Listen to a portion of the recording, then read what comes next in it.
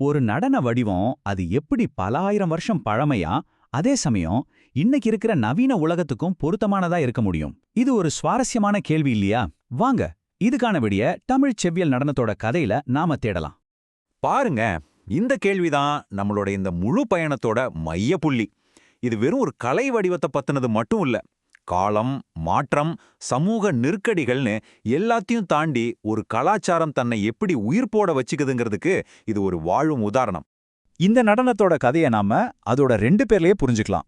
ஒன்னு சதிர், இன்னொன்னு பரதநாட்டியம். இதுல ஒவ்வொரு பேரும் ஒரு ஸ்பெசிஃபிக்கான காலத்தையும் ஒரு பெரிய மாற்றத்தையும் நமக்கு சொல்லுது. சரி, இந்த நடனத்தோட ஆன்மாவை புரிஞ்சுக்கணும்னா நாம முதல்ல அதோட கவிதை வேர்களுக்கு போகணும். அங்கதான் மனுஷனோட உணர்ச்சிகளும் இயற்கையும் ஒன்னோட ஒன்னு எப்படி பிரிக்க முடியாத அளவுக்கு பிணைஞ்சிருக்குன்னு நாம பார்க்க போறோம்.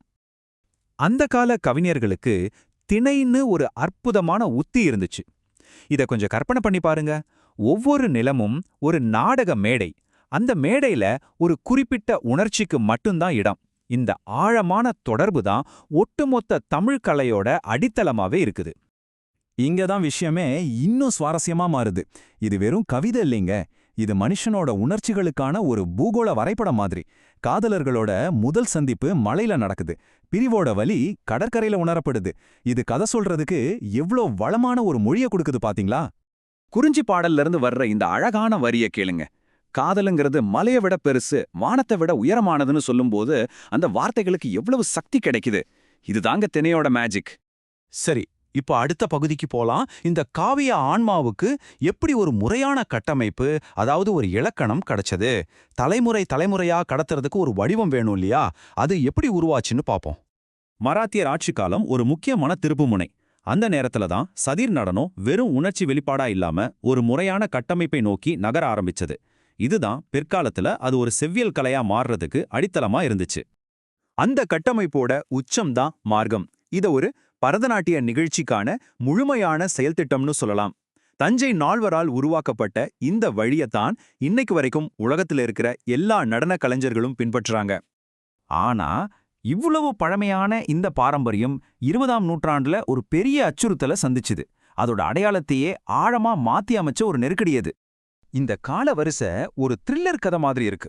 ஒரு பக்கம் 19ஆம் நூற்றாண்டுல இந்த கலைக்கு ஒரு வடிவம் கிடைக்குது, இன்னொரு பக்கம் சமூக மாற்றங்களால இது ஒரு பெரிய இழிவை சந்திக்குது.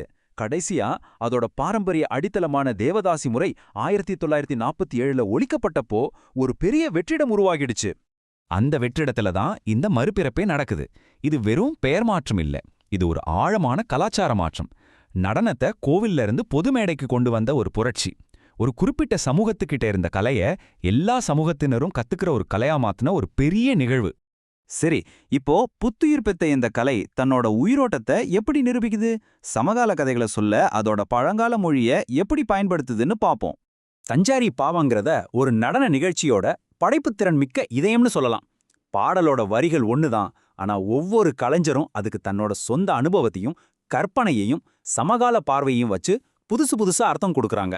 இங்கதான் பாரம்பரியம் நிஜமாவே உயிர் வாழுது. இந்த ஒப்பீடு இந்த கலையோட நெகிழ்வுத்தன்மையை ரொம்ப அழகா காட்டுது. மைய உணர்ச்சி ஒண்ணுதான், தாய்மை. ஆனா அது சொல்ற கதை தான் வேற. புராணங்கள்ல பார்த்த அந்த தெய்வீகமான தாய்மை இன்னைக்கு வேலைக்கு போற ஒரு தாயோட போராட்டமாவும் தைரியமாவும் வெளிப்படுது. ஒரு பழைய கிளாசிக்கல் பாட்டுக்கு இன்னைக்கு எப்படி புத்தம் புது அர்த்தம் கிடைக்குதுன்னு நம்ம எல்லாருக்கும் ரொம்ப நெருக்கமான ஒரு உதாரணம் மூலமா பார்க்கலாம் வாங்க. இது நிஜமாவே ஒரு அற்புதமான விஷயம். ஒரு ப்ளூடூத் ஹெட்செட், ஒரு லேப்டாப், எலக்ட்ரிக் தொட்டில்னு நம்மளோட அன்றாட பொருட்கள் எல்லாம் செவ்வியல் நடனத்தோட நுட்பமான மொழிக்குள்ள கொண்டு வர்றது இந்த கலைக்கு எல்லையே இல்லைன்னு காட்டுது. இப்ப நாம கடைசி பகுதிக்கு வந்தாச்சு. சில கலைஞர்கள் வெறும் கருப்பொருளை மட்டும் மாத்தல, ஒட்டுமொத்த வடிவத்தையுமே எப்படி மறுவடிவமைக்கிறாங்கன்னு இப்ப பார்க்கலாம்.